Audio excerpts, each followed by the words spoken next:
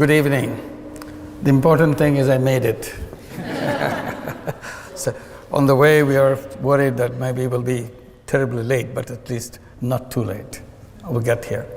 So I'm delighted, and I get very jealous when I come in front of young people. I get jealous because you're so lucky. You're lucky because you're born a few years back. Unlike us, in the prehistoric days, we were. I think the reason that I'm jealous, I see how powerful you are, the young people of this time.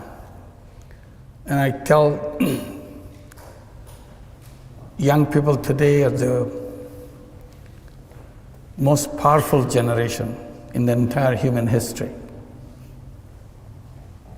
Not because these young people today are smarter than before.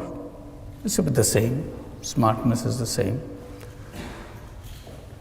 It's because you have technology in your hand, which no other generation ever had. Unbelievable technology. That gives you tremendous power.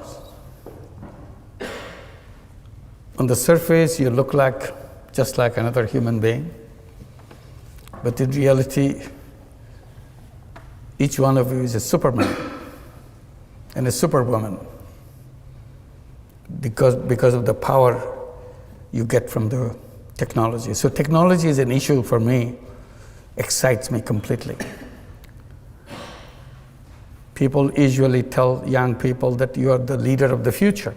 That's the standard way, say leader of the future. I try to repeat and emphasize that no, that's not true. Because you are leader already. So you don't have to wait for the future to become leader. A 15-year-old today is more powerful than probably 30-year, 35-year-old of other generations. So what do you do with that power? That's the issue I raise. Because if you're not using that power, that will be wasted. So first, to feel that you have that power, the amazing power that no other generation in history ever had, and decide how you're going to make use of it. My story begins not about power. My story begins with frustrations. I was born in a country where in each direction you see it's a lot of frustrations, a lot of disappointments, a lot of things you wish didn't happen the way it happens. And out of this frustration, you feel you're a totally useless person. You cannot do anything. You have nothing that you can make a change, make a difference. The country went through famine. When I was teaching economics in the university right next door, people are suffering of hunger, 1974.